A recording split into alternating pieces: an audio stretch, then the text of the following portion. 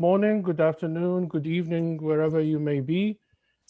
My name is Wadood Hamad, and it is my distinct pleasure to have two esteemed colleagues, Professor Toby Dodge of the London School of Economics and Professor Bassel Salloukh of the Lebanese American University. Before I start, I am in Vancouver, Canada, and I'd like to acknowledge that I work and live and I'm broadcasting from the unceded traditional territory of the coastal Salish people. I'm grateful for their generosity and granting me and many, many others refuge on their land. I think we take great example of the First Nations of North America in how they allowed occupiers and immigrants to share their land at great price to themselves. So coexistence is significant by the First Nations. With that, I'd like to introduce my two guests. Professor Toby Dodge is, as I mentioned, the professor of political science and international relations at the London School of Economics and Political Science. He's an expert on Iraq politics and the Middle East. Toby has been visiting, researching, and writing about Iraq for over 20 years, and his main areas of research include comparative politics and historical sociology of the Middle East, the politics of intervention, the evolution of the Iraqi state society dynamics, and political identities in Iraq. He's had too many publications to count. I'll mention 4 volumes that he's published over the last 20 years or so. Inventing Iraq, The Failure of Nation Building and a History Denied in 2003, Iraq's Future, The Aftermath of Regime Change in 2005, Iraq from War to a New Authoritarianism in 2013, and 4 edited volumes. Bassel Salloukh and I go a very, very long time ago, and Bassel has been kind enough to share a great deal of his thoughts on Lebanese politics as well as Middle Eastern politics. He's a professor at the Lebanese American University in Beirut. He's also an expert on Lebanese politics and the Middle East. Bassel has written extensively on Arab politics, Lebanon, Syria, Hezbollah, and Middle East geopolitics. He's author, co-author, and co-editor of a number of books, including Beyond the Arab Spring, 2012, The Politics of Sectarianism in Post-War Lebanon in 2015, which has become more or less a reference for the topic of sectarian politics in Lebanon and beyond. His current research examines post-conflict power sharing arrangements, the challenge of reassembling the political orders and societies of post-uprisings Arab states, and the geopolitics of the Middle East after the popular uprisings. It is my truly distinct pleasure to have Bassel and Toby and share at least the ether with them for the next 90 minutes or so. We will begin by having a conversation about sectarianism and consociational politics in Lebanon and Iraq. Hopefully, you will see as we go along the merits of combining both countries around the topic of sectarian politics.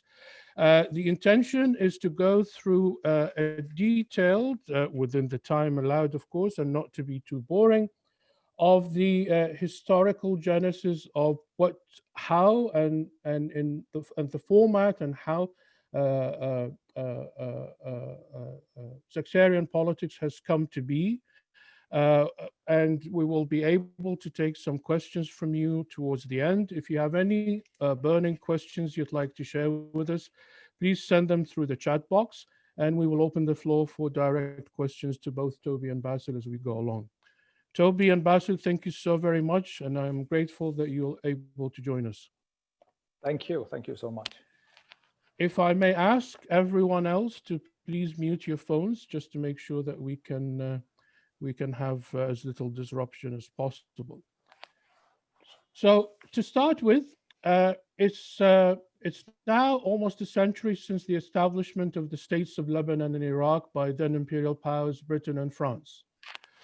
We'll begin with discussing the historical origins of ethno-sectarian politics in both countries, bearing in mind the different political genealogies and sociological makeup.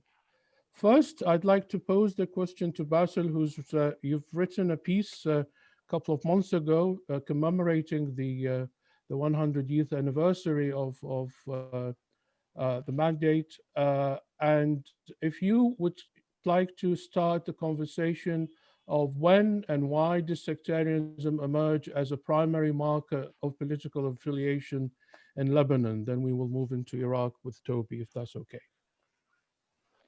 Thank you so much, Wadood, and thank you, everyone. I see names of very close colleagues and friends.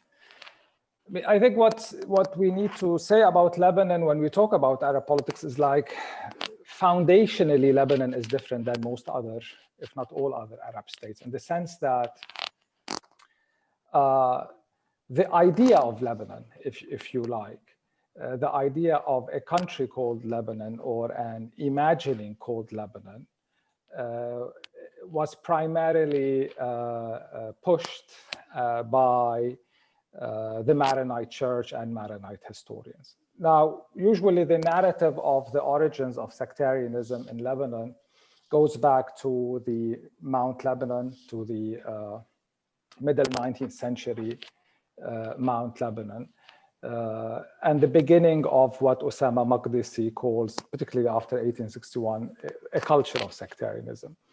But I think it's important at this stage to highlight the fact, two things. One, and this is not something popular to say in Lebanon, that there is nothing inevitable about the founding of Lebanon.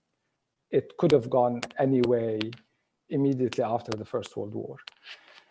And so there's no linearity between what happened in middle 19th century, late 19th century Lebanon and the founding of Grand Liban and then the Republic of Lebanon. That's one. Second, the beginnings of a sectarian order in Mount Lebanon. And Albert Hourani, the great historian of Lebanon, says that you can trace really the genealogy of this idea of coexistence to first the double Qa'im Maqamate and then Mount Lebanon in just before the end of the 19th century. There's no linearity to that. So that's one. The second is that, albeit after the massacres of 1858 and so on, the French create, and the Ottomans and other European powers create what Maqdisi calls, a sectarian order in the basic laws, in the sense that now the powers see the people in Mount Lebanon as members of sects primarily, and that they create the kind of institutions that institutionalize the sectarian identity. But sectarianism was never the dominant mode of affiliation, neither before 1861 nor after 1861 in Mount Lebanon. And so people affiliated themselves around a host of different identities and affiliations. And in this long period from 1861 till 1914, there was always a struggle within even the members of the administrative council that ruled the affairs of Mount Lebanon.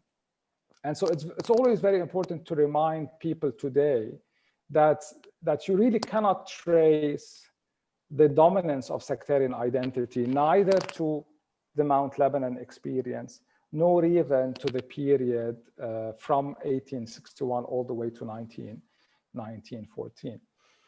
The problem is when you get closer to 1920 and the struggle that happened in Mount Lebanon among members of the administrative council, but also the role of the Maronite Church and other members of the intellectual and the commercial elite in Beirut, in Mount Lebanon, and other places. And what you had really is a struggle over very different visions of what this new entity that primarily the Maronites were lobbying for, and the Maronite Church, what this new entity should be. And I think Carol Hakim has a wonderful book on this. I think the struggle continued till the last minute, with people invoking sometimes sectarian affiliations, sometimes Greater Syrian ideas, sometimes Ottomanist ideas, until really the defeat of the Ottoman Empire. And then at the last minute, the French decide partly as a result of lobbying by the Maronite Church, but also partly because of their own geopolitical interests with an eye on what's happening in Syria, to create something called Grand Liban, whose map the French had drawn by 1861. The French generals had drawn that map, but whose imagining had always been contested between people inside Mount Lebanon and outside Mount Lebanon. So foundationally then, Lebanon was created in 1920 by the French as a country for sects and of sects. But what again is very interesting is, and albeit the French, like all imperial powers, see natives as only members of sects or tribes or ethnic groups and so on, and sometimes they invent these groups. But if you look at the period from 1920 all the way, I think, till really the late 1960s, and despite the fact that this new country was built around what is known as this gentleman's agreement, Mithaq al-Watani, which divides offices among Muslims and Christians and the sects and so on. But if you look at this period, politics was not primarily a contest over sectarian issues. In fact, the major political clashes in the country from 1920, but more importantly from 1943, which is the independence, up until the late 1960s, is among the Maronite elite themselves. And it's really between the Bashar al-Khoury, Iddi, Pierre Jmeil, Camille Chamoun, and then when Fouad Chehab emerges and wants to build a state and takes the idea of the state seriously, the main contest was really between him and the Maronite Church, plus members of the Maronite elite. So the idea that one can trace linearly the dominance of sectarian identities to the post-independence period or Mount Lebanon, I think is a myth. Of course, sects existed, and they were institutionalized, particularly through the family courts and the personal status laws and so on. But sectarian identity was never really the main or the only marker of political affiliation. I think things start to change in the late 1960s with the country being sucked into the geopolitics of the region, where there you start seeing more of a division along religious lines, particularly Christian Muslim, with the Muslim elite demanding more power and affiliating itself with the Palestinian movement. But the shift to sectarian identities is really, and the dominance of sectarian identities is really a post-war phenomenon. And I know we're going to talk about this a bit later, but that's when those who fought the war in the name of their sects emerge and take control of the state, and then use the state institutions and resources to intensify and to reproduce sectarian identity. Thanks, Bassel. So a construct around sectarianism is, as we well know, is political and economic, and you can trace it back, as you've done, to that period. In your opinion, or based on the research that is now available, coexistence that people talk about has been part and parcel of people's lives without association, without sectarian association.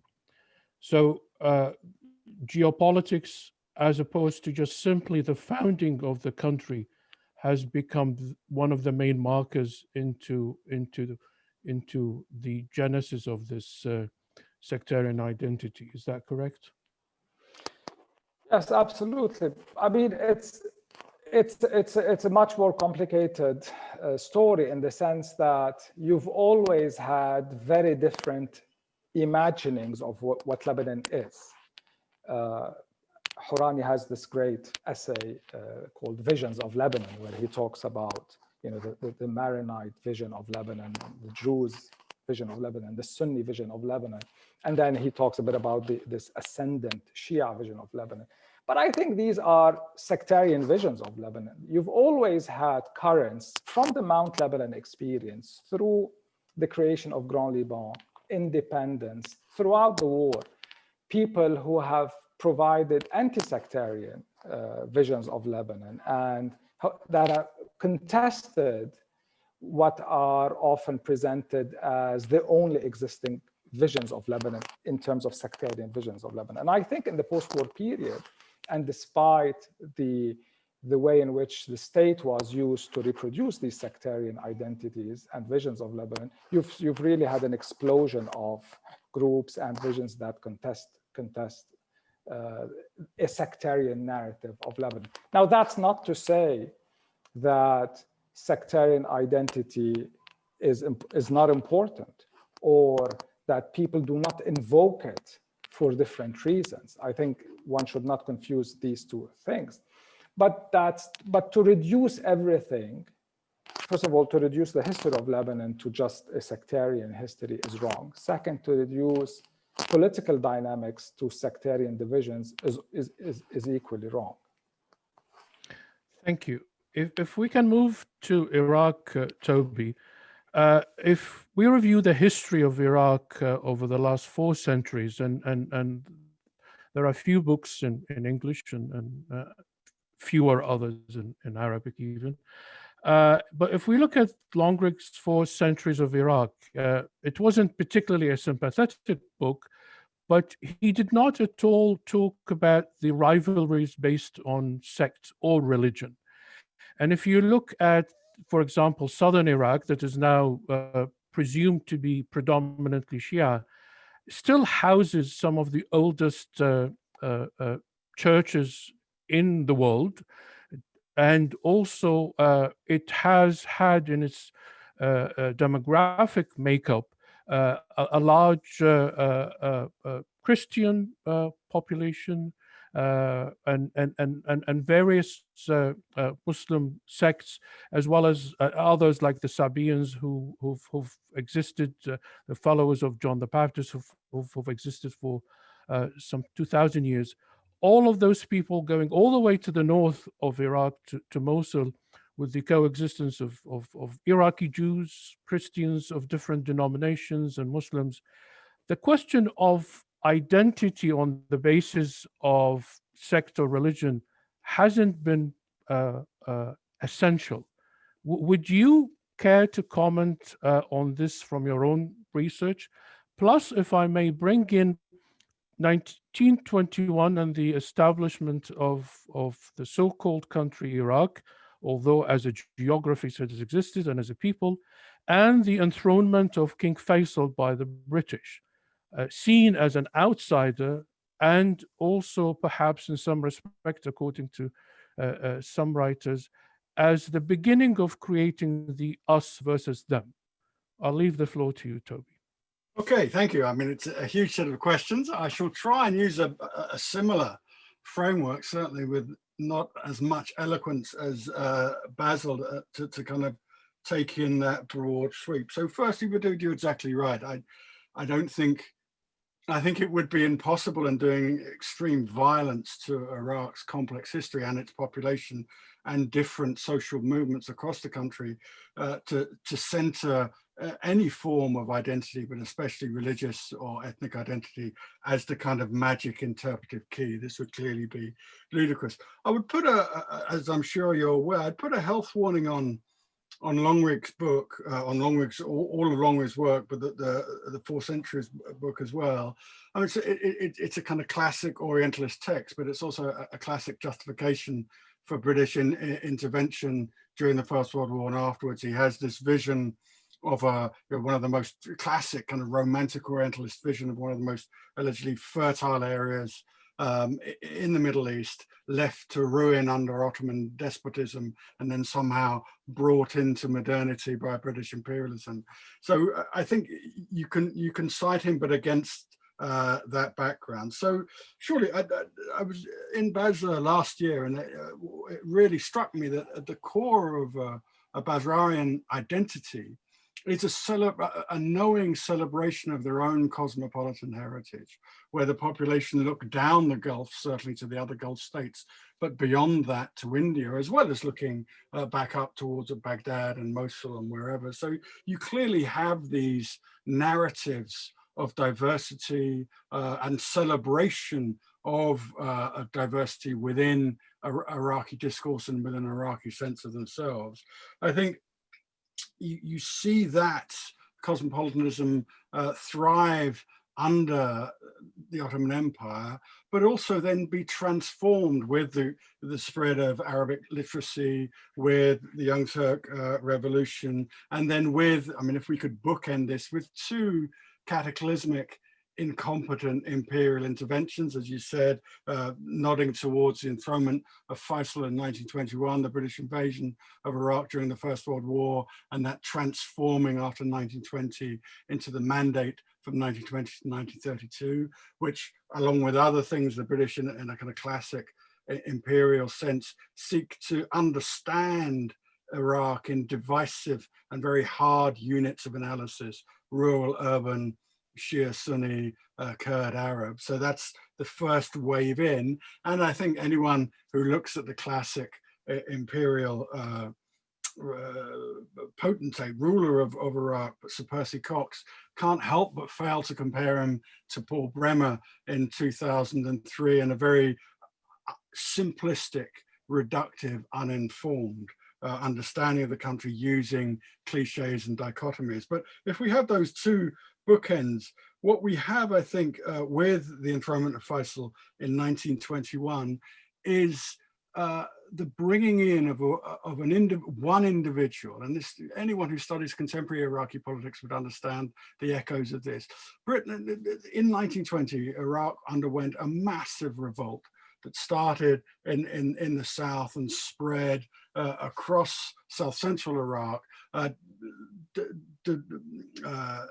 was a defeat of the British at the time. It took them, I think, from July to October, rushing troops in from India, rushing airplanes and armored cars in at the time when, although the empire was at its extent, it was at its largest extent in the aftermath of World War I, it was also at its weakest. And this revolt, I think, can be seen as the burgeoning of an Iraqi nationalism or an Iraqi identity that's clearly identifiable in an Arabic reading public before 1914, the invasion of Iraq, but then almost comes to a mobilization and a political activity during the 1920 revolt. So the British response to that is to bring one of the Hashemite dynasty into Baghdad, to anoint him king, but then he becomes the key nodal point, the key point through which the British attempt to control Iraq from 1920 to 1932. So the British bring in a weak individual, build a state or rebuild the Ottoman state on a much narrower, more focused basis in Iraq around him, and hope to rule through him, something that happened again in the aftermath of 2003.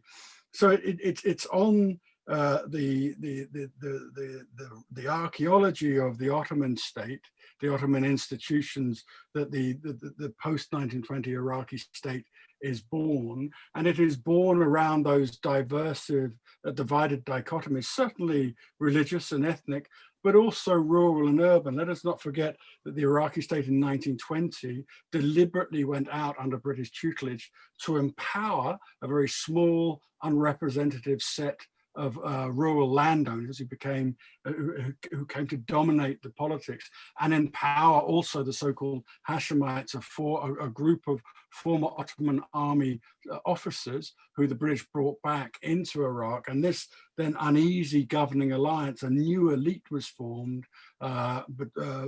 between rural landowners and former Ottoman officers, both aligned to King Faisal I, and this new and very shaky ruling elite was empowered and placed in charge of the state. Now that lasts through to 1958, but underneath that, as you see the increasing urbanization of Iraqi society.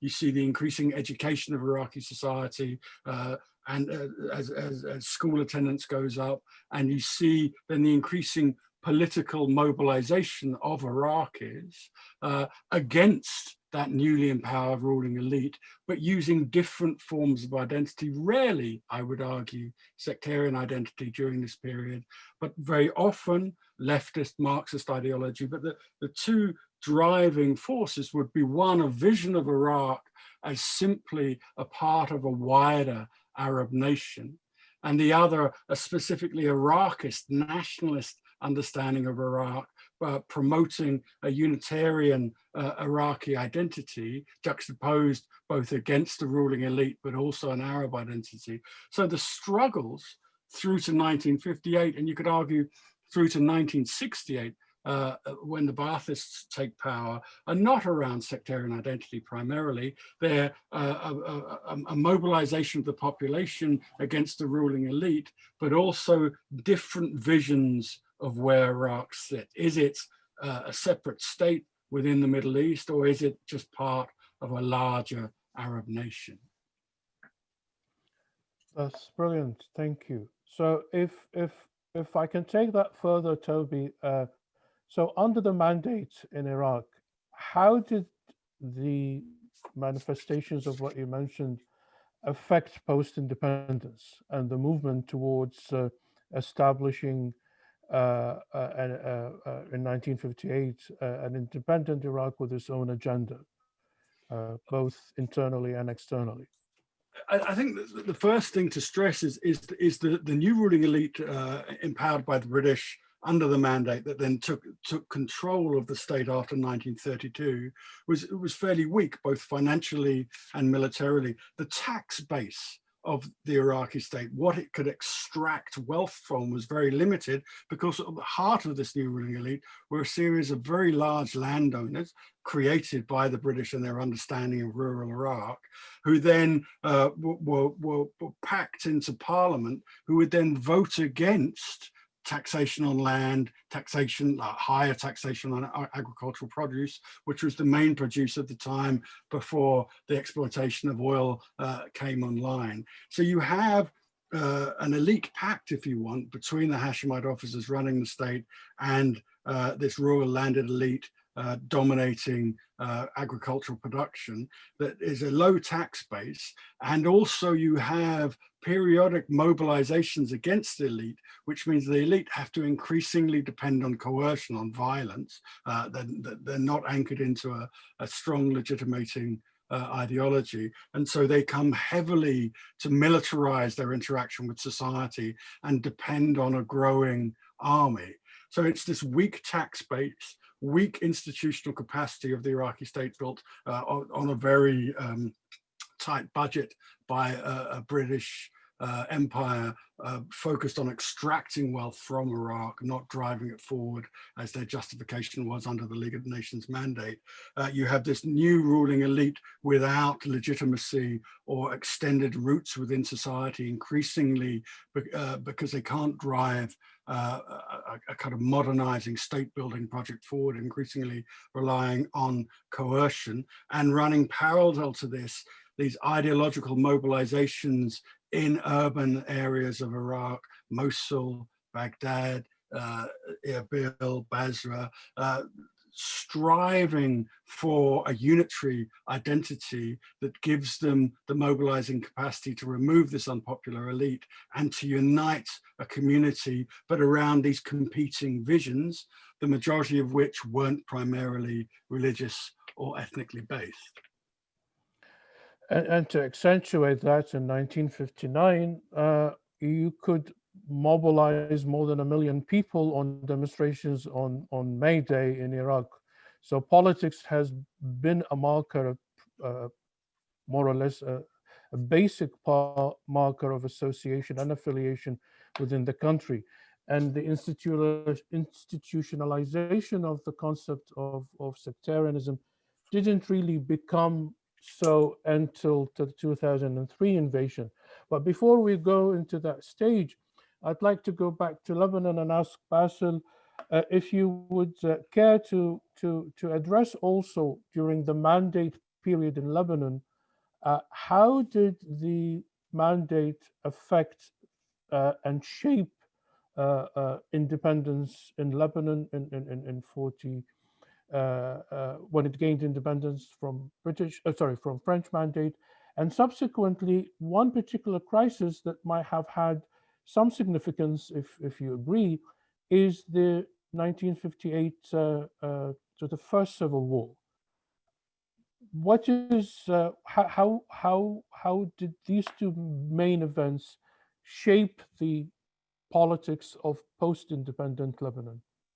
So the difference between Lebanon and Iraq is that, first of all, after 1920, the French are the rulers of the country, and as I said earlier, they see Lebanon as made out of these sects represented by Zoma, okay, and of course their main allies are the Maronite Church and the Maronite elite. But one of the main differences between Lebanon and Iraq at this stage is that the French play an instrumental role in weaponizing sectarian identities, particularly as they start recognizing the separate family laws for the different sects. So they see society as composed of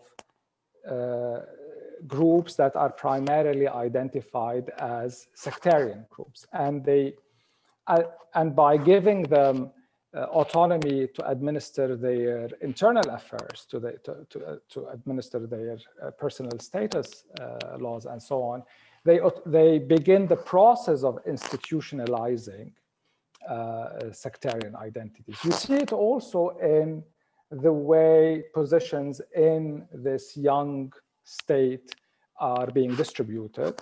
Again, there is always a respect for sectarian representation, but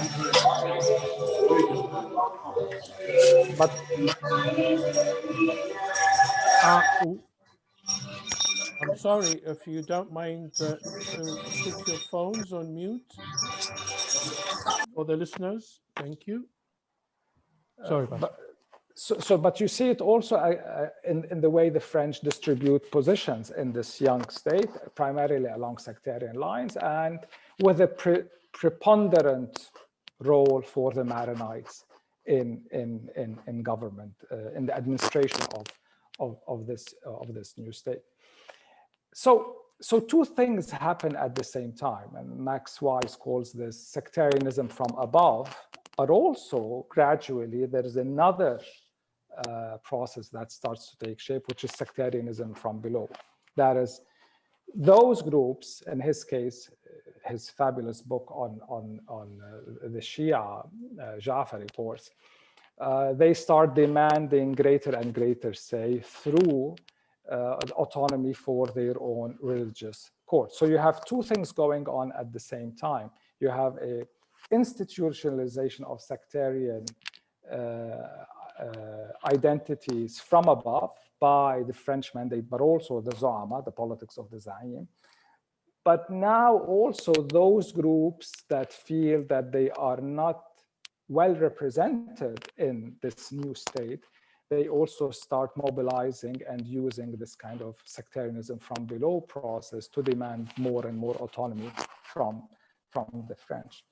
And this, of course, continues until 1943, when, as a result of the consequences of the Second World War, France, defeated, weak, wants to cut its losses. There is what is known as the National Pact, al-Mithaq al-Watani, which is presented as a power-sharing formula for this new country, this independent country, whereby the Maronites represent the Christians and the Sunnis represent the Muslims. And so foundationally then, after 1943, the access to political office is limited to religious and sectarian identity. Access to the state becomes also, with the exception of the Shihabist state building project, limited to sectarian loyalties and clientelistic loyalties. So I think that's very important to distinguish from the Iraqi process of state formation and state building.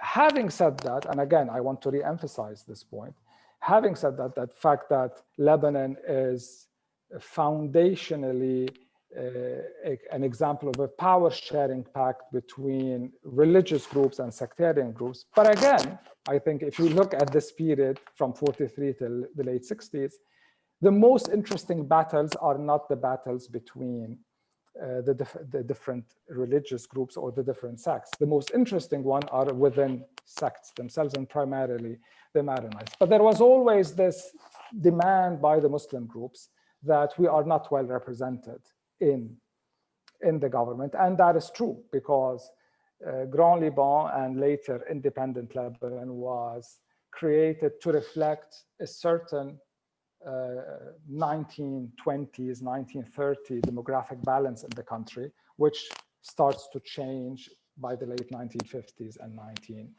1960s. Thank you, Bassel. So this puts us in a very, hopefully, clear juxtaposition of the underlying state of affairs in both Lebanon and Iraq. And by the way, I didn't answer your 1958 question. No, you haven't. I thought you did. You dodge that question, or no, absolutely not. Okay, go ahead. Actually, 1958 is a perfect example of what I'm talking about. I mean, albeit the battle, you had a civil war that is presented as a battle between the Christians and the Muslims in 1958, but in reality, the main problem was a political problem. And it was a problem over the foreign policies of Camille Chamoun, the president at the time.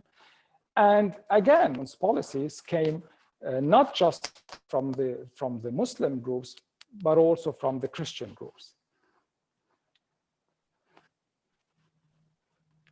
Are you there, Bassel? Yeah, I think I lost you for a second. I can hear you, but if you want to change, that's... Bandwidth is low, sorry. Yeah. Bassel? Can you hear me? I can hear you. I can hear you. Okay, so let me finish this point, and then I'll shift to my 4G. So again, 58 is a great example of the fact that a strictly religious or sectarian interpretation of the conflict does not help explain what happened, because the main opposition to then President Camille Chamoun was not just from the Muslims, but also came from the Maronite establishment itself. And so again, to explain that war, or that sort of kind of incident through a sectarian lens, again, does not give it justice. Thank you, Bassel. So against that juxtaposition, if I can go back to Iraq, Toby, class-based politics has been predominant. And if we look into Iraq in the 1950s, but even prior to that, the role of religious figures has always been as individuals to represent a particular, perhaps, region, but as individuals in politics, as opposed to be representatives of a religious sect. And in 1958-59, Iraq instituted the first civil law for marriage, as well as association between, family law. So the entire edifice upon which family law in Iraq was based since the late 50s has been on not religious, but on civil law.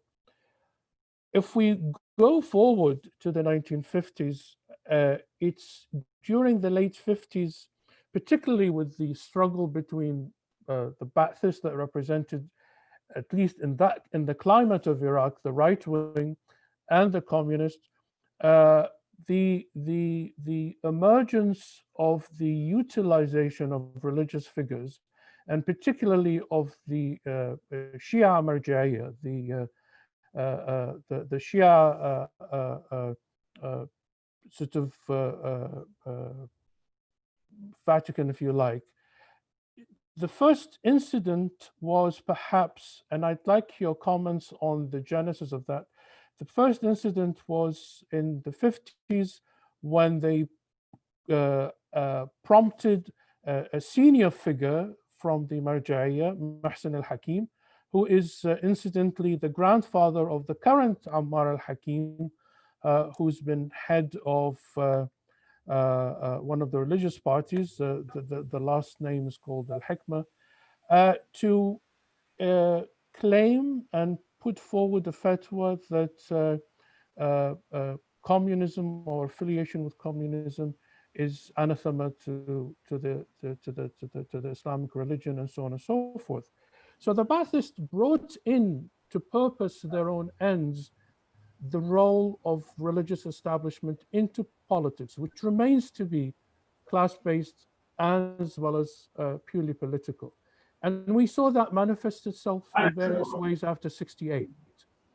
Now, from your own observations and research, is this fair, and the continuing class-based politics and also regional aspects of it in terms of Arab affiliation and the question of the Kurds and the questions of the Assyrians and what have you, that remained central to how politics in Iraq as opposed to how things evolved in Lebanon?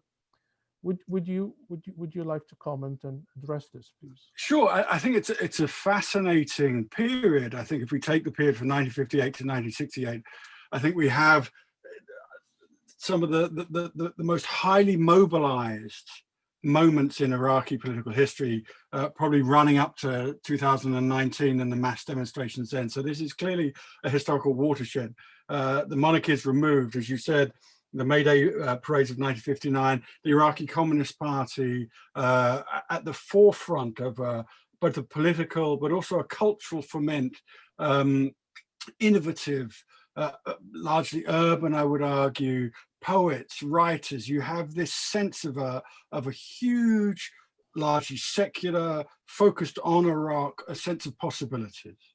And of course, that is incredibly worrisome to the Shia hierarchy, amongst others, and not to and they move against it. I would have put it with the formation of the Dawa party, and also the writing of the key Dawa ideologue Mohammed Bakr al-Sadr, that you have a recognition that society has been radically transformed by urbanization, by the removal of the monarchy, by the integration of Iraq into a regional and a global economy that's transformed, that's brought capitalist relations to the countryside and urban, that's brought monetary relations into agricultural production.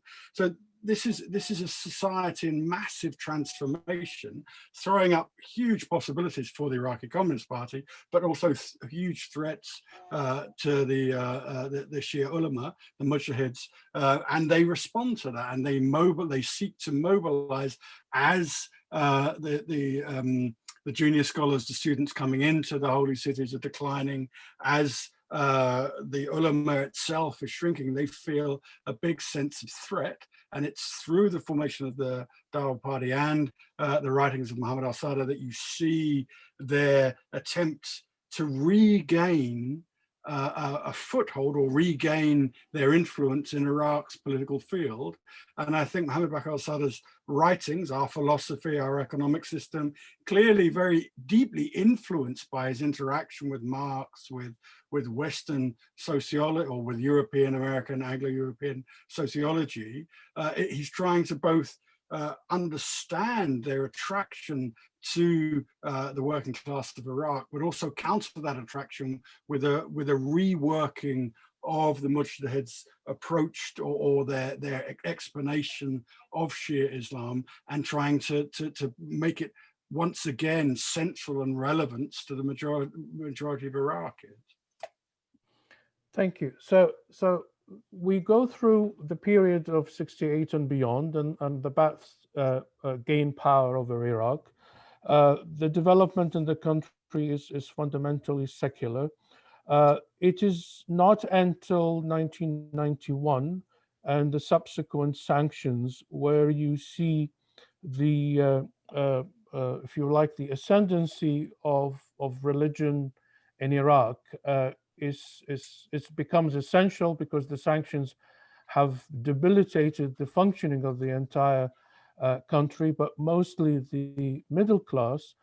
And there's been also at the same time in the late 80s and 90s, a rise of the control of media in the region by the Gulf protectorates, by the Gulf countries, from Qatar to Saudi to the others, with the also rise of Islamic tendencies and Islamic fundamentalism.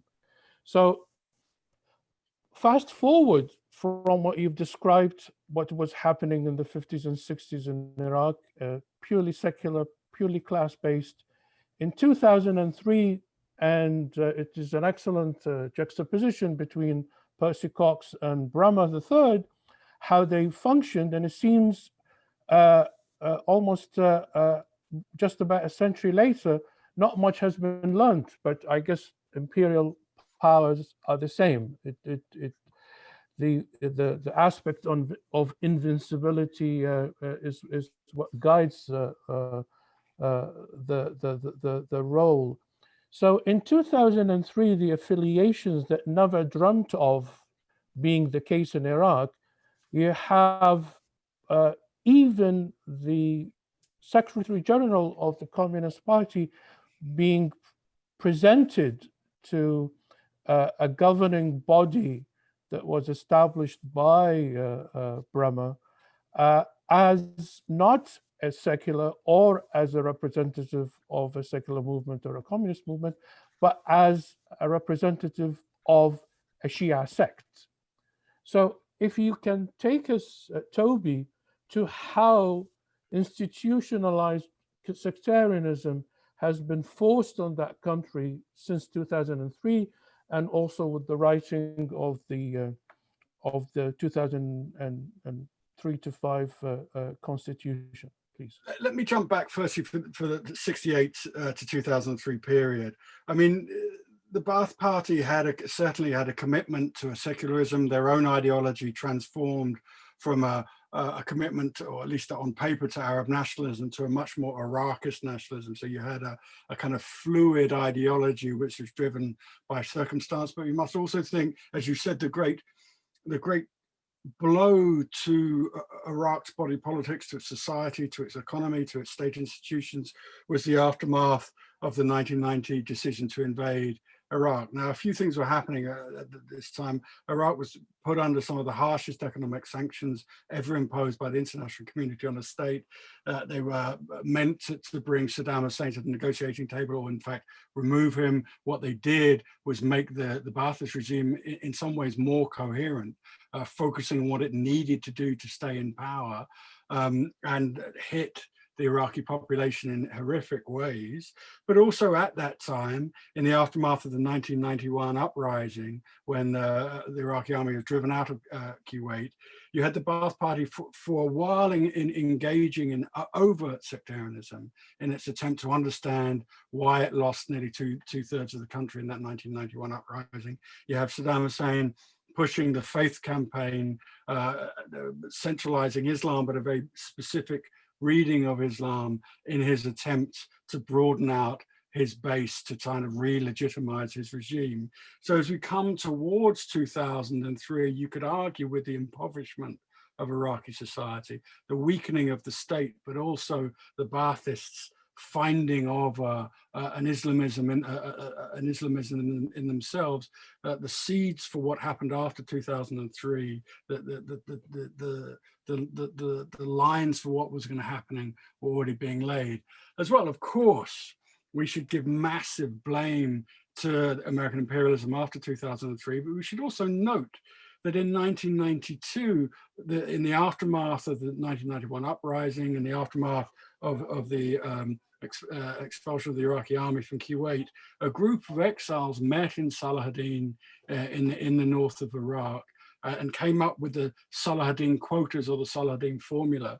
So you had these long-term exiles personified in most people's minds by Ahmed Chalabi, developing an understanding of Iraq and exile, which was sectarian, that divided Iraq primarily on ethnic and religious grounds, Kurdish, Shia and Sunni, and then allocated the jobs in the Iraqi National Congress, this what was meant to be an umbrella organization of opposition parties along sectarian lines. So when we come through to 2003, you have a dual process. You have an unapologetically imperial mission personified by Paul Bremer, that's seeking to completely transform Iraq into an approximation of a neoliberal state. But also Bremer and the fairly small group of occupiers that he brought with them were wholly ignorant of Iraqi society. And they'd been sold a vision of what Iraq should look like from these exiles from the 1992 Salahadin conference. So when it dawns upon Bremer that he has no legitimacy, that he's facing insurgency, and he has to put an Iraqi face on the occupation in a very similar way to Percy Cox and King Faisal and the first cabinet in 1921 in Iraq, he reaches out to these exiles, and they, in negotiation with him, they tell him the best way to structure the Iraqi Governing Council is along the Salahadin principles. These principles agreed at this conference in 1992. So yes, the US occupation understand Iraq in sectarian terms, almost exclusively, not in class terms, not in regional terms, not in any other terms, but religious. And it's very useful for them, but they do so in interaction within alliance with these formerly exiled political parties, the Kurdistan Democratic Party, Patriotic Union of Kurdistan, the Iraqi National Congress, who then divvy up the Iraqi interim Iraqi Governing Council and the cabinet posts that come with it and the money and state resources that come with that amongst themselves. So these, again, very similar, this newly empowered governing elite, comparable to the 1920-21, legitimize themselves, legitimize their role given to them in all intents and purposes by American force of arms. They legitimize it in terms of sectarian constituency. They say, oh, we represent our sub-state societies, that's why we're in power. And they move from the Iraqi Governing Council through to the two national elections of 2005 that are fought. Firstly, the first election in 2005, January, I think it's fought on a single national constituency.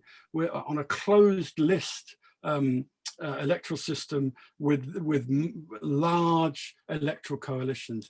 All of the coalitions, bar one, are run along sectarian lines. A similar thing in the second elections after the Constitution, in December 2005, after the Constitution has been written.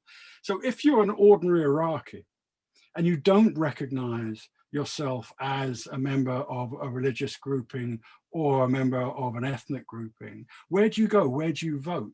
And running parallel to that, I think much more powerfully than that, is because these parties who legitimize themselves in terms of sectarian identity have been given the state, have divided up the ministries between them, and state employment, even today, dominates the Iraqi economy. If you want a job, if you want access to state services, the people running the ministries, the people employing you, the people giving you letters that allow you to get jobs in an ever-increasing state bureaucracy, do so in the name of their sectarian constituencies.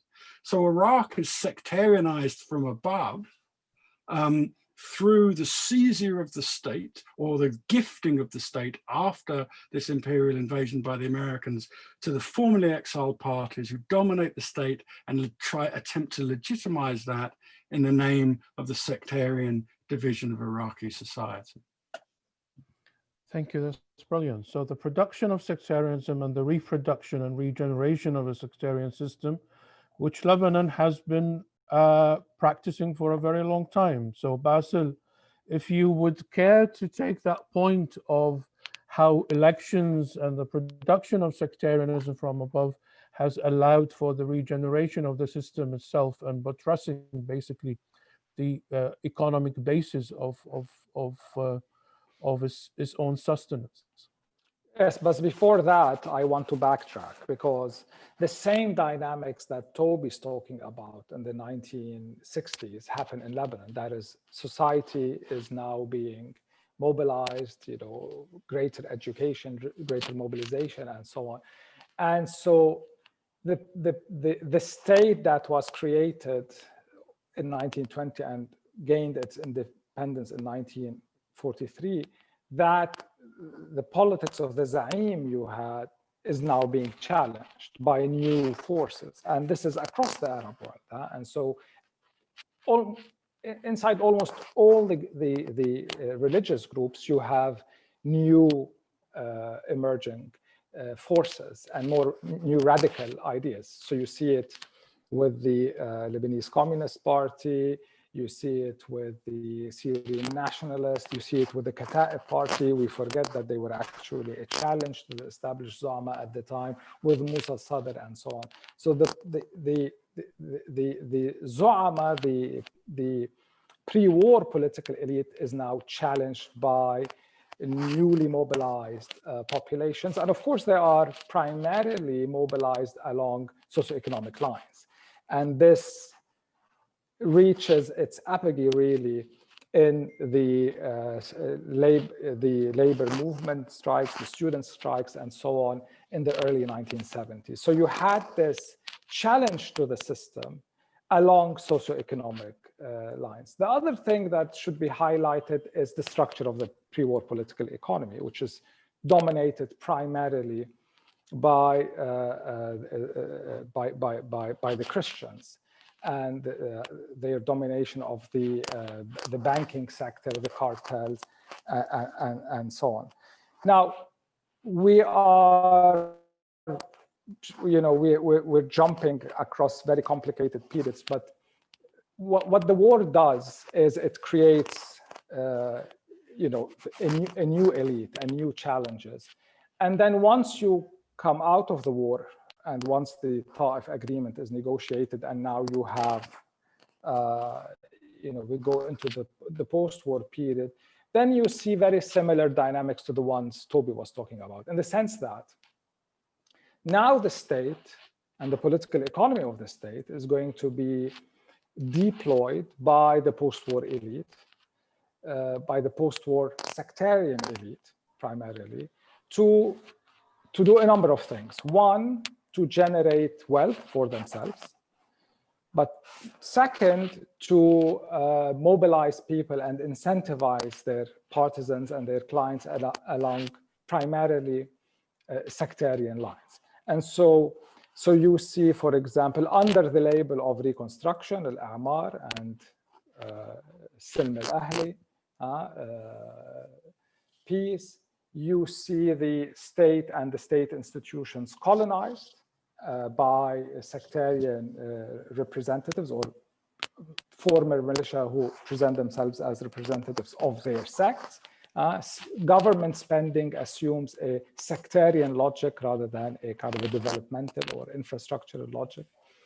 But you also see the destruction of any movement that can project a kind of an oppositional politics. And you see that very clearly, particularly in the early period under Pax Syriana, after 1990, you see it with the labor movements and how they are literally colonized by the sectarian parties, and they can no longer play the role that they used to play, whether before the war or even during the war, as kind of an opposition to socioeconomic policies and so on. And so the state becomes nothing but, the bureaucracy of the state becomes nothing but an archipelago of clientelistic networks The debt is generated as a result of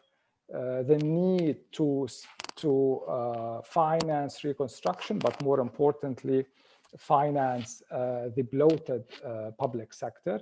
And sooner or later, the problem in the post-war period becomes how to finance the debt that was created as a result of post-war reconstruction and turning the bureaucracy into this clientelistic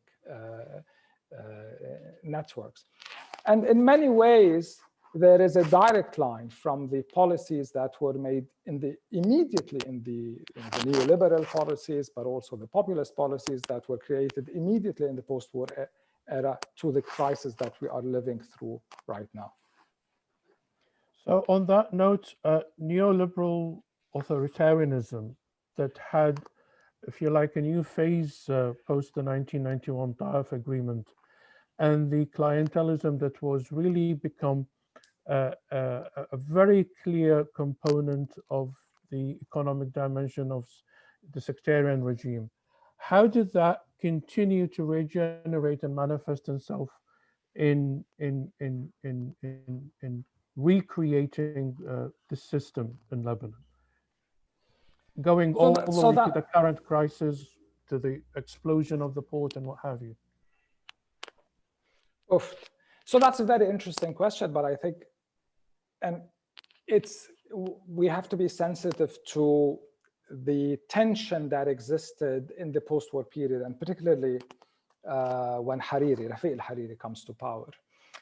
His neoliberal approach was to use the state for capitalist policies and for privatization policies, for reconstruction, and for really enrichment of a transnational capitalist class.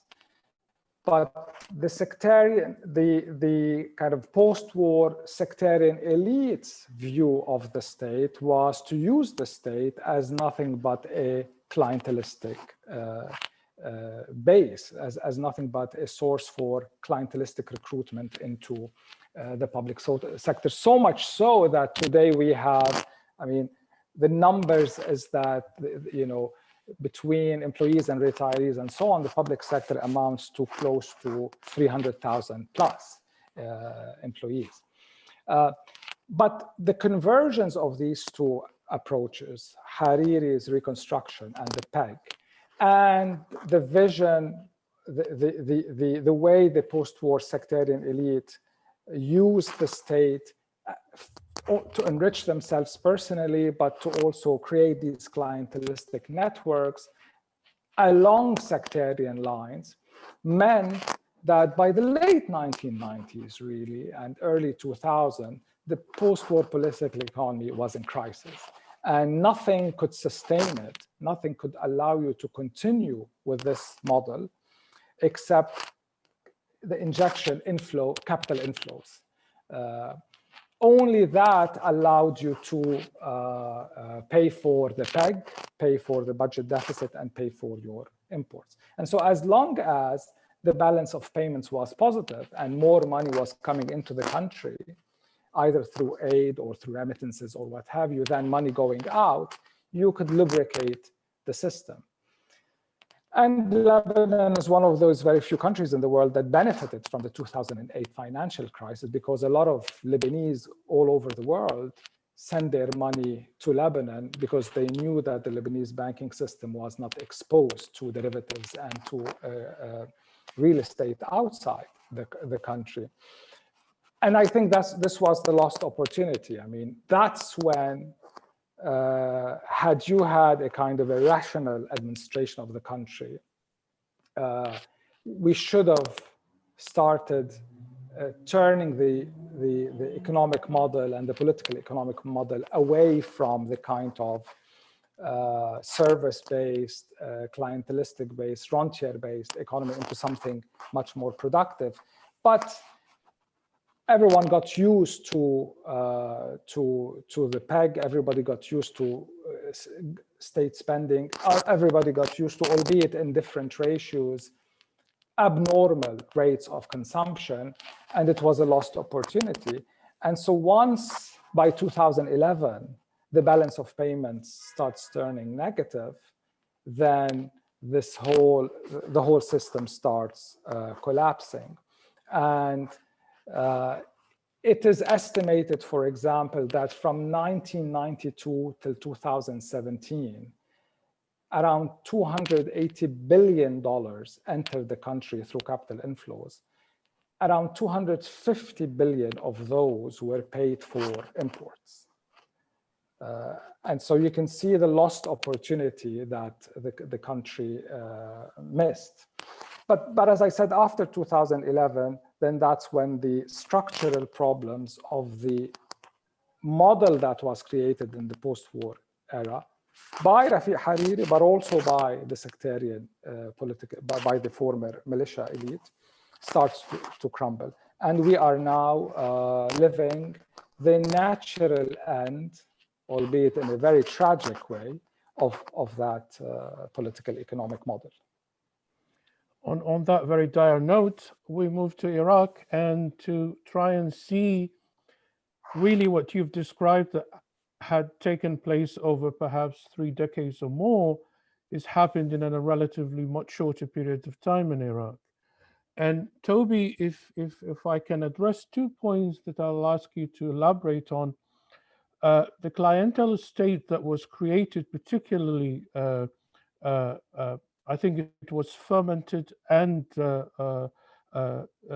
set on, if you like, solid ground, is during al-Maliki's regime, and how he intermingled both the militaristic or militia-based aspects of it with the interest in maintaining and sustaining sectarian power, and utilizing the revenues from oil sales. Now, the production of oil in Iraq has increased by more than tenfold during the period 2005 to 2010. And the amount of money that came into the country, unlike Lebanon, was significant. Yet the extent of corruption, clientelism, and sectarian policy have basically, if you've visited Iraq recently, I haven't, or you have visited more recently than I have, you see absolutely no evidence of any kind of development within the country. Take that notion, and if you'd like to, if you could elaborate on how it's perpetuated that clientelist sectarian regime. And I'd like to ask another question related to it that I feel is often ignored, is the role of NGOs, non-government organizations.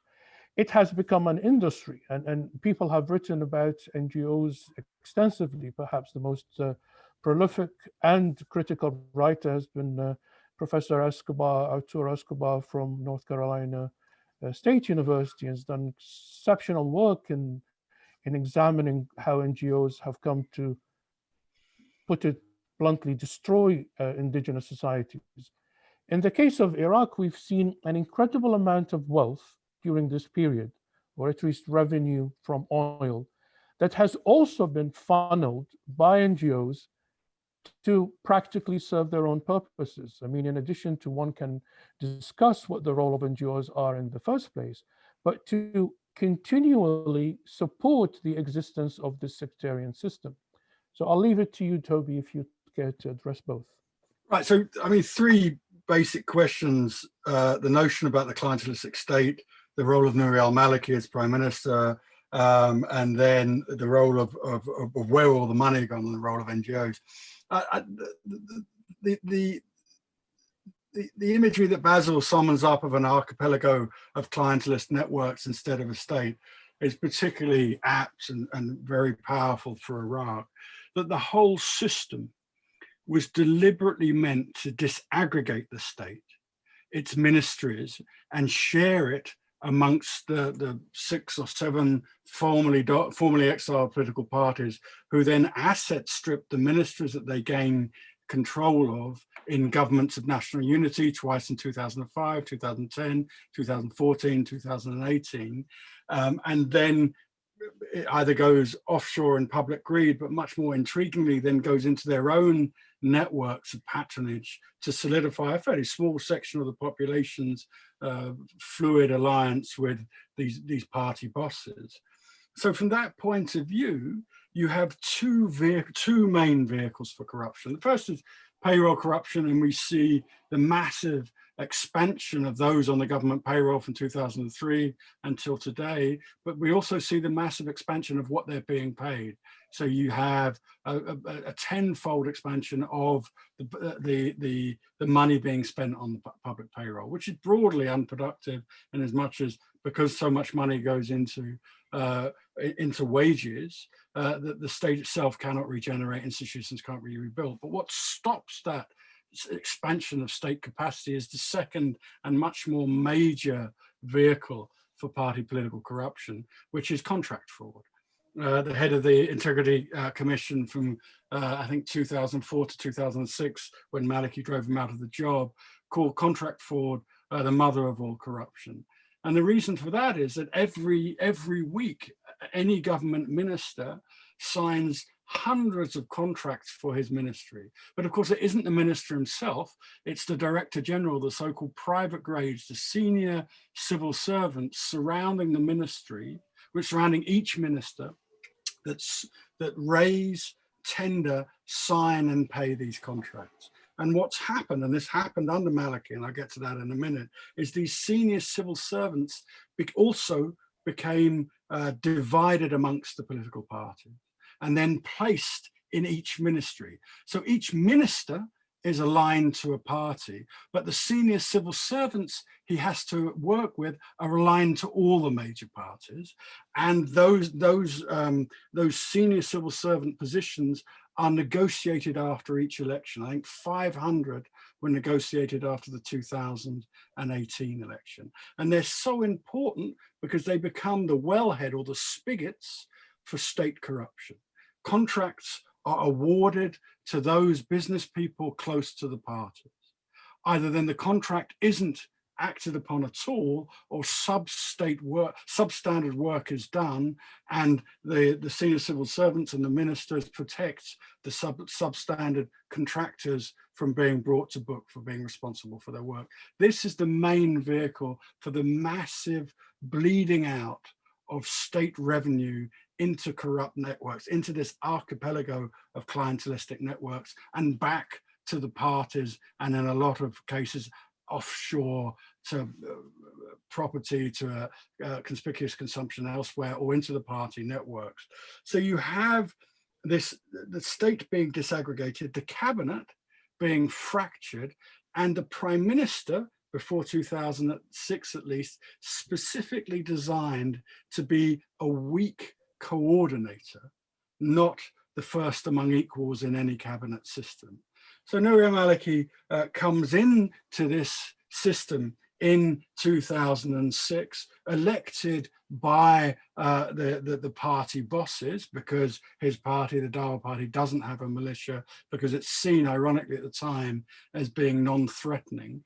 For that first year of his premiership, he is haunted, as Iraq slips into a civil war, he is haunted by a series of cabinet boycotts as one set of political parties or another leave the cabinet in an attempt to bring him down because he's not doing their bidding.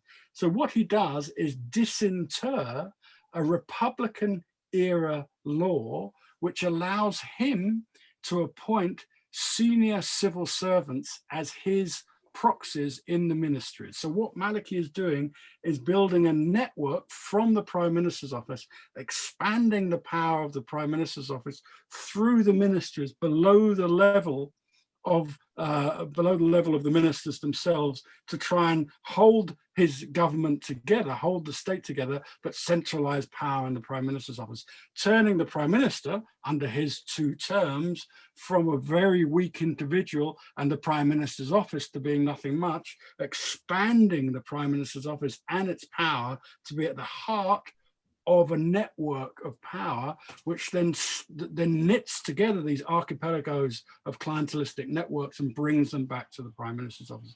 He does something very similar in the Iraqi army as well. Next elections in 2010, the ruling elite have realized the power that Maliki has amassed in the prime minister's office, but they're also threatened by Iraqi run by Ayad Alawi that ran on broadly a non-sectarian platform. So you have these two threats to this system. One, a movement that got elected through a different form of ideology, different legitimization, to a prime minister clearly on his way to centralizing power. So they negotiated by Masoud Barzani in Erbil, the Erbil Agreement of 2010 pluralizes or democratizes Maliki's network in the ministries, these senior civil servants, the so-called Wakala system, the proxy system, and then allocates these senior civil servants to the party bosses across all ministries. In doing that, what you've done is pluralized, if not democratized, the ability of the competing parties after each election to asset strip the state across all ministries. So this Iraqi political system, born in 2003, anointed in those two elections and the constitution of 2005, and then reapportioned every election 2010, 14, 18. This electoral system has at its source a corrupt complicity between the senior members of the ruling elite that place their proxies at the head of each ministry, at the senior level of the civil servants. They raise and commission contracts, the wealth from which is shared amongst the ruling elite.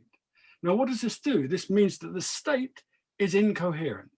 It cannot meaningfully move forward with a developmental project. It cannot rebuild the institutions of the Iraqi state. The patronage network, as you say, Wadood, is certainly grown fat on the increasing oil revenues, but those oil revenues come into the state and the system itself then drives those resources into the hands of the party bosses for political corruption and personal greed. Meanwhile, the institutions of state, electricity, running water, health services, schools are impoverished because the money from oil wealth goes in corruption and never gets to the ordinary populations. Now, we'll touch on what this means for societal mobilization and the transformation of the ideological terrain upon which Iraqi politics is now based, and that comes in 2015 and 2019. But the central point of this is that if this system had any legitimacy in the two elections of 2005, when electoral turnout was as high as 76%, at each election since then, electoral turnout has dropped to an inflated low in 2018 of 40%. The broad population has turned its back on the ruling elite because of their asset stripping, because of their inability to rebuild the state, and has started to mobilize in alternative ways. And what we see is that ruling elite from 2010, but certainly 2014, and especially 2018, realizing that sectarian rhetoric at elections won't cut it. It won't mobilize the population. It won't drive them back to the ballot box.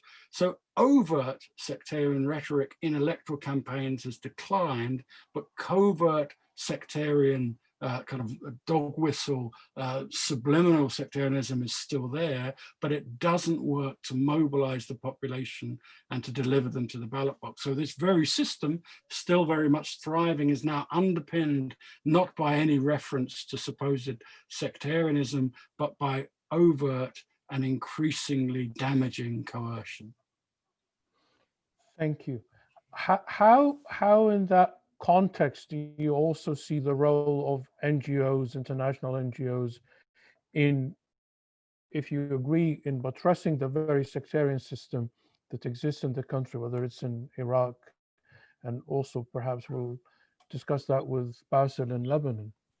Well, I think, as you said, Escobar has that idea of NGOs almost being separate to their alleged mission, and they come into the Iraqi state, dispersing foreign aid, government aid, but also utilizing resources from the country. What do? Who do they work with?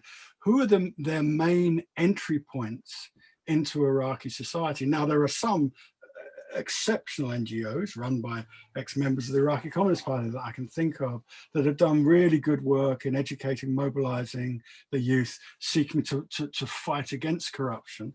But the majority of NGOs operating in Iraq find it very difficult, or if not impossible, to avoid this system working through the system of the party bosses, the party elites, therefore giving it legitimacy and reproducing it. I don't think NGOs are the main problem. I don't even think they're a major problem, but I do think they find it almost impossible to avoid being co-opted and therefore reproducing the system. There are, as you know, notable exceptions where NGOs have been working against sectarianization, creating a space to work with the youth. But the majority of NGOs have not managed to gain the autonomy from the system to be anything but a helpmate. Thank you. I mean, in the case of Iraq, political opposition has been difficult because obviously of the history prior to 2003 with the decimation of any kind of opposition to the government under the pretext of liberalism, Islamism, or even leftist forces. And come 2003 and what has happened, it has been very, very difficult. The situation is somewhat different in Lebanon, and you've had many crises as a result, Bassel, of the sectarian and clientelist system. But in 2015, with the garbage crisis in Beirut and elsewhere in the country, you've seen the emergence of an independent political movement, مواطنون ومواطنات في دولة, citizens in a state, that has tried to take the system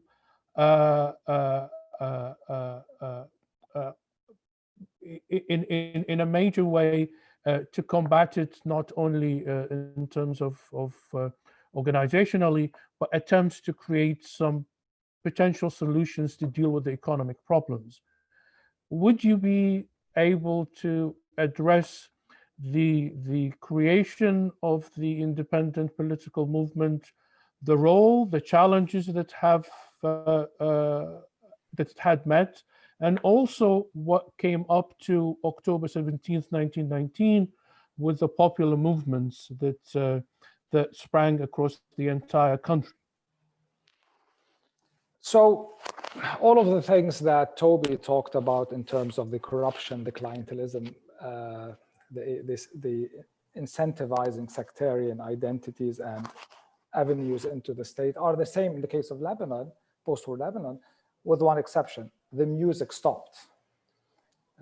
At one point, and I think most people who were studying the political economy of Lebanon knew by 2015, 16 that the system is going to crash, but nobody knew when. And it actually took something like 2019, the protest, to bring the whole system to a halt. Because of course, I'm not blaming the protest. I'm just saying that it accelerated the collapse simply because when the banks closed and closed for a long period of time, that's when, and of course, the problem with the banks had started before. That's when people realized that there is a major financial problem going on in the system. Now, to go back to your question, it is in the very nature of the sectarian system in Lebanon to make sure to preclude the emergence of viable oppositional movements, particularly viable, and I emphasize the term viable, cross-sectarian oppositional movements. And so whether in 2011, whether in 2015, whether in 2019, we've had these episodic explosions of opposition against the system. But often what has happened is that they are not organized, not politically organized. Ibrahim Halewi and myself authored recently a paper on this, or a short paper on this, whereby we try to make the argument that the problem with a lot of these protests is that they intentionally, not all of them, but a lot of them, protest movements, they intentionally try not to politicize themselves or not to organize themselves into broad movements. I think that plays into the hands of the sectarian elite and the sectarian system, because as I said, what the sectarian system tries to do and the sectarian political economy tries to do is to ensure that viable oppositional movements do not emerge. And so where you have sites for potential opposition, like the labor movements, the professional syndicates, and so on, and civil society, other places in civil society, these tend to be colonized and neutralized. What happened in 2019 is, as a result of the crisis of the post-war political economy and the financial system, and as a result of a trigger, which in this case was the WhatsApp tax, the opposition exploded. It was not like other times in the sense that this was not just Beirut, this was across the country, this was violent, at least in the first 3-4 days of the protest.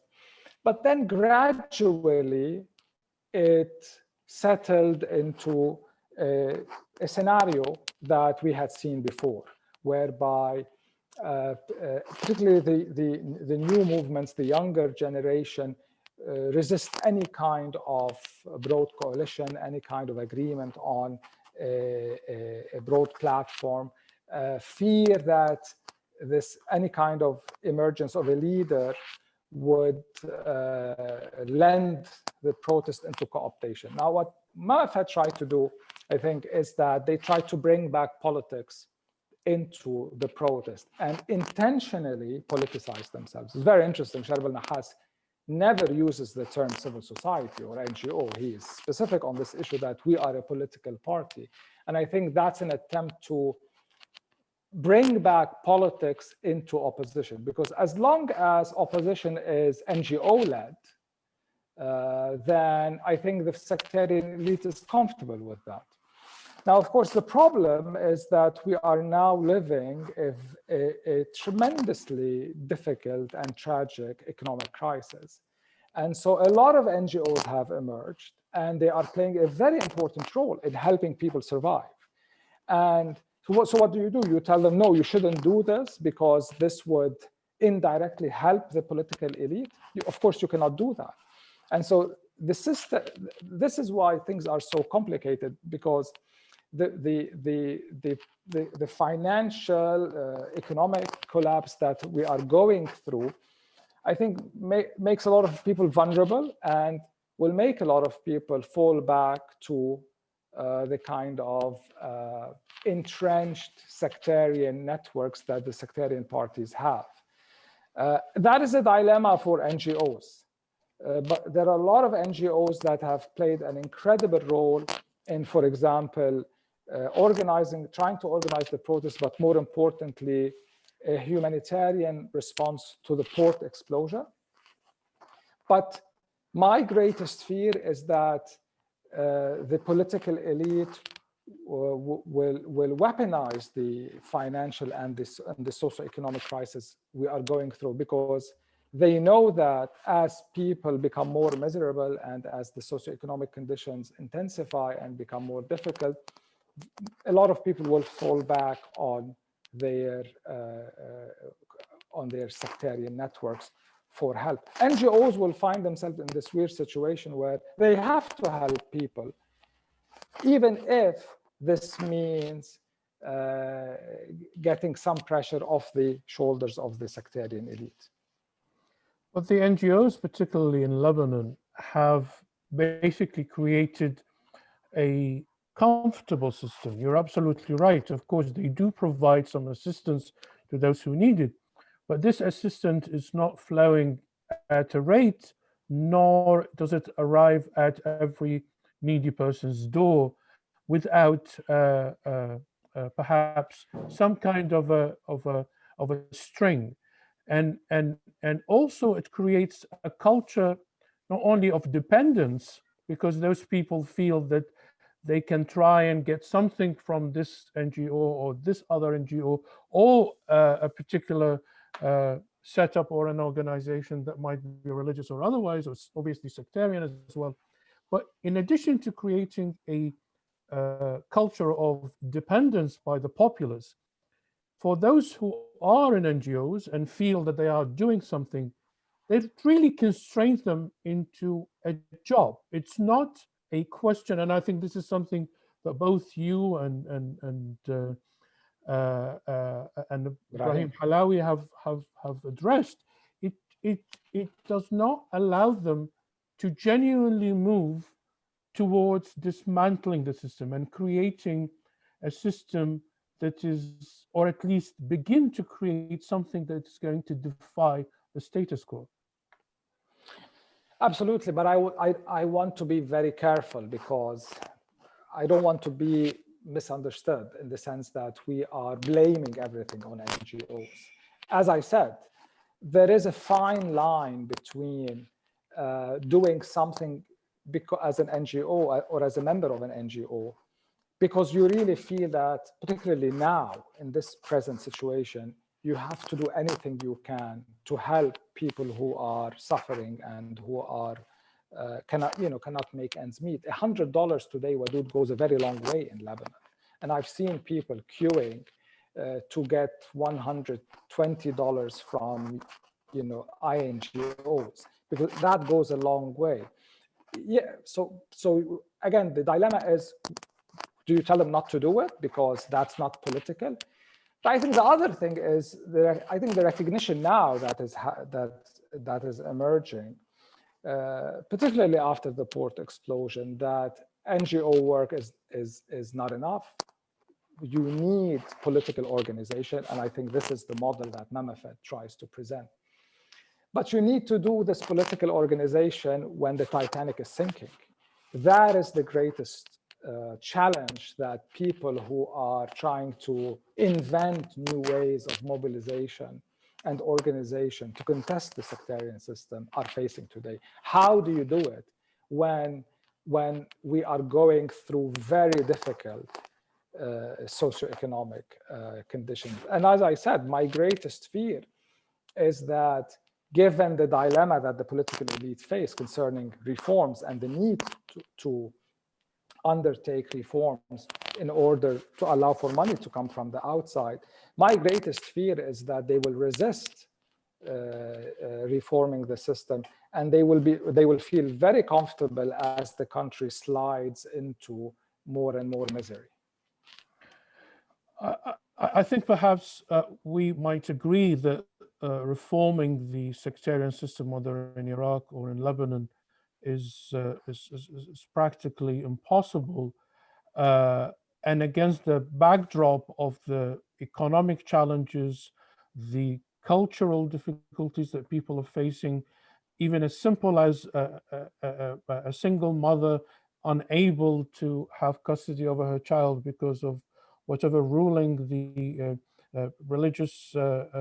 specific religious establishment has.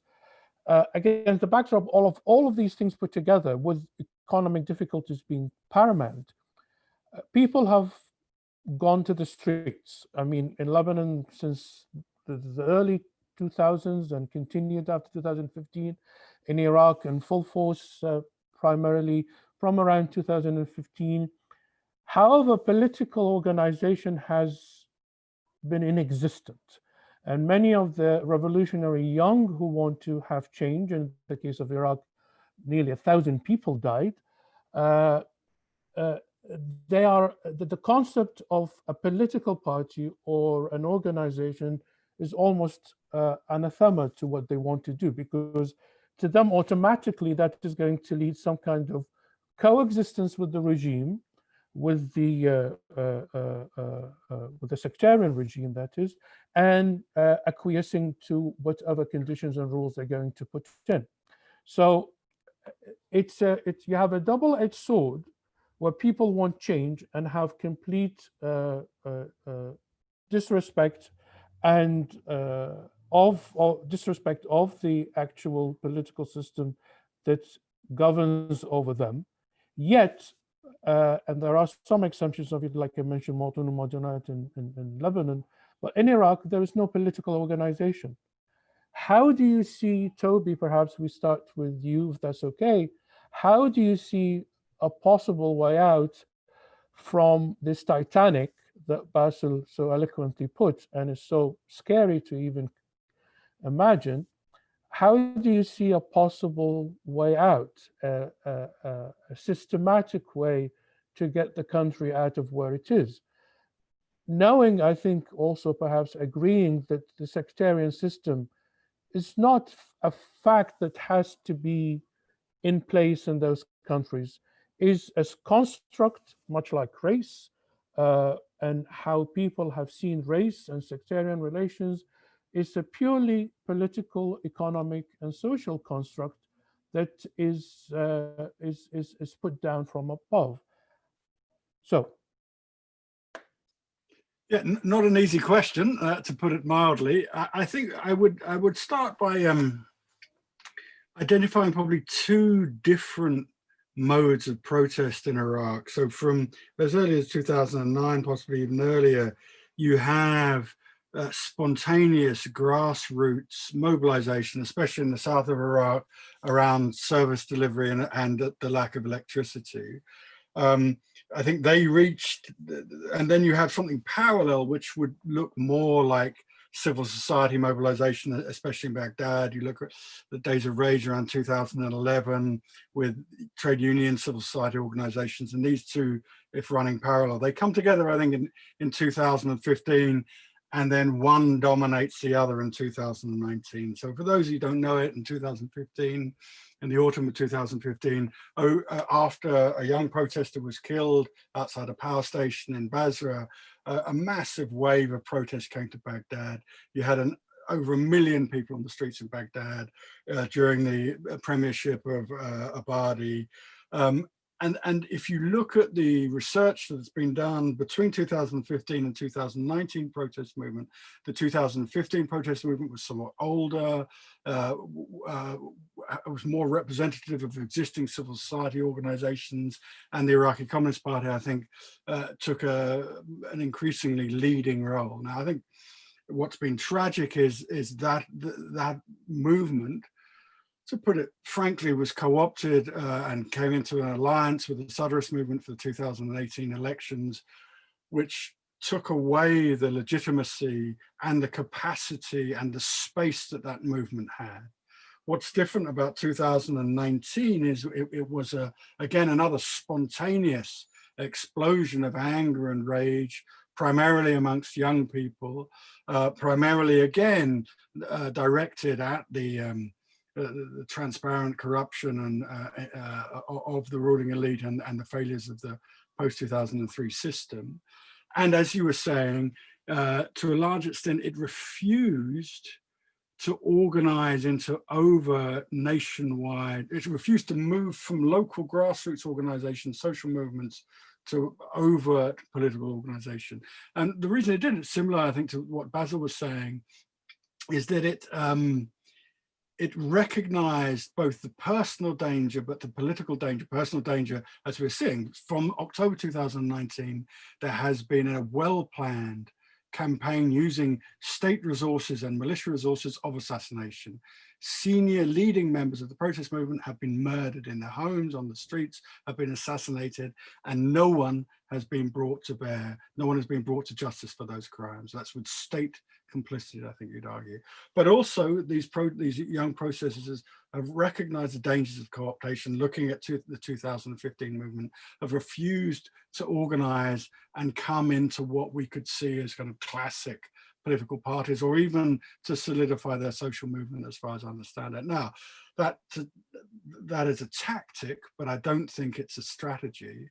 And what has happened, as you said, Wadood, from the use in October 2019 of government-sanctioned snipers on the roofs of buildings down Baghdad, to now the night raids and murder of individual activists across the whole of South and central Iraq. This movement, along with COVID, has been demobilized. Now, it'll clearly come back and come back and come back. A lot of very brave, very tenacious young people have lost their lives in the cause. And what cause is that? I think the other thing that's been rather amazing about the 2019 movement is that it solidified, I think, very quickly, very coherently, very overtly around a demand for a secular nationalism. It rejected all forms of religion. You know the chant of 2015, the people have been robbed in the name of religion. This is clearly a secular nationalist movement, but without a party, without a framework to deliver protest and meaningful change. My great fear is that it will remain vulnerable to the very high levels of organized violence that it's been subjected to. Now, the question is the Titanic sinking in Iraq? Oil prices are low, historically low. They're starting to rise again. The Minister of Finance is advocating something that looks very similar to IMF, World Bank structural adjustment programs of the 1990s, which further impoverished ordinary people and further disaggregated broke state services. But the ruling elite and its archipelago of clientelist networks, I don't think will give up its ability to extract money from the state. So if the state, in the face of financial crisis, starts cutting back on the one thing that it can do, which is sacking people, reducing the payroll, you're going to have the social movement that we saw in 2019 based on under or unemployed, educated or undereducated young people who are the direct sufferers of the incoherence and corruption since 2003. But you're going to see them joined in ways that we've seen since structural adjustment and the imposition of neoliberalism across the region through the 1990s by the educated, middle-aged, middle class will be forced out of the jobs that a lot of them either had before 2003 or gained with the massive expansion of the state payroll and state employments from 2003. That newly unemployed and impoverished former state employees and underemployed and undereducated young people is certainly a potent mix. But as we've seen elsewhere in the region, Algeria is the example, it can also, or Egypt, it can be an unstable and very violent mix. So unless kind of forms of solidified organization can arise from that movement under very heavy coercive repression, I think the danger is that we go into a cycle of ever increasing impoverishment as the state seeks to cut its payroll, and then protest and violent repression. Unless we can see the ability, that the space created for better organization around a core ideology that is broadly shared across society, my worry is that this movement will either be repressed, or, as we see with the new election law and the possibility of elections sometime in the spring or summer of next year, that the dominant political parties will use their money and infrastructure to co-opt where they want to, and again dominate the elections, the government formation, the government after those elections next year. Thank you, Toby. I couldn't agree more. And it's grim, and the militarization of the sectarian regime is becoming quite intensive. And we haven't touched upon the geopolitics, but it's implied in all of that. Bassel, insofar as Lebanon is concerned, and insofar as you can, I'm not asking you to look into a crystal ball, but if you would just offer insights into how you see organization. And many of the youth in Lebanon are not really even turning to the classic political parties, which are a bit healthier than they are in Iraq. They are completely looking elsewhere. but still organization, political organization remains to be something important. How do you see that manifesting itself and what has come or about to come before the Titanic sinks?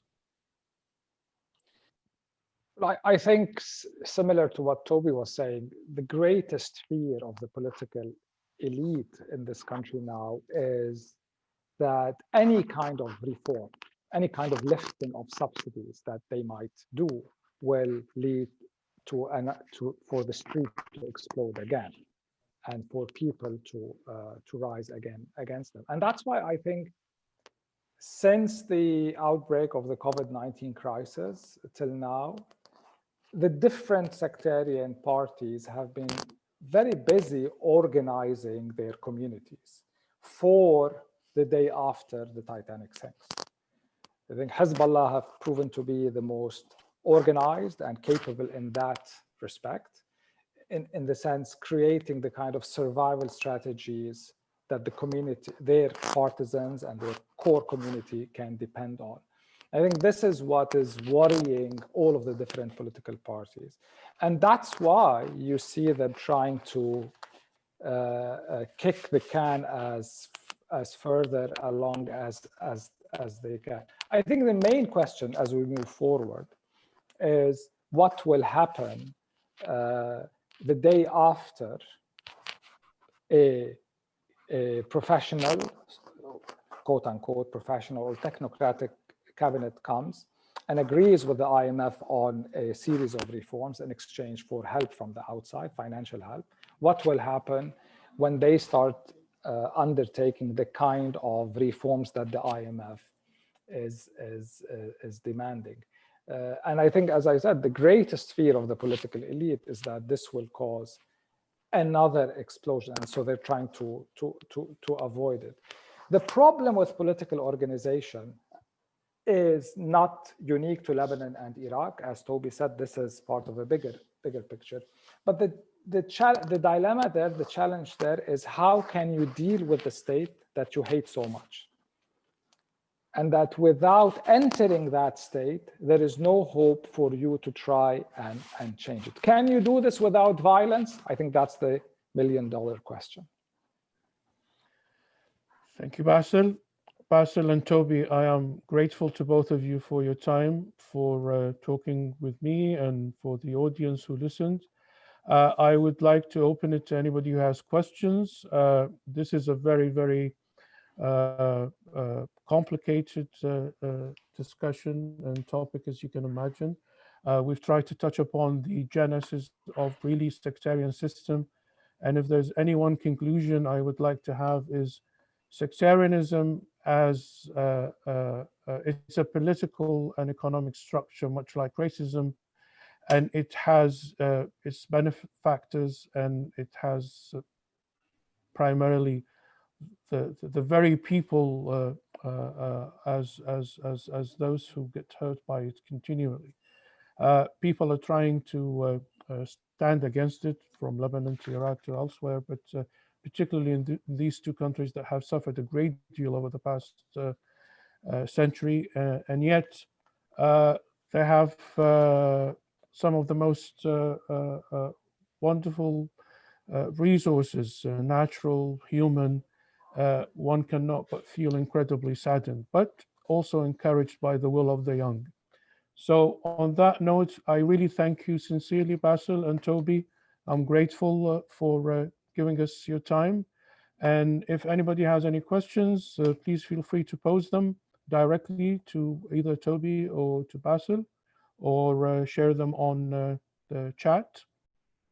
We'll wait a minute or so if anybody has a keen interest. As you guys are thinking about this, may I ask you, Toby, as final words from your end? Any final word? Yes.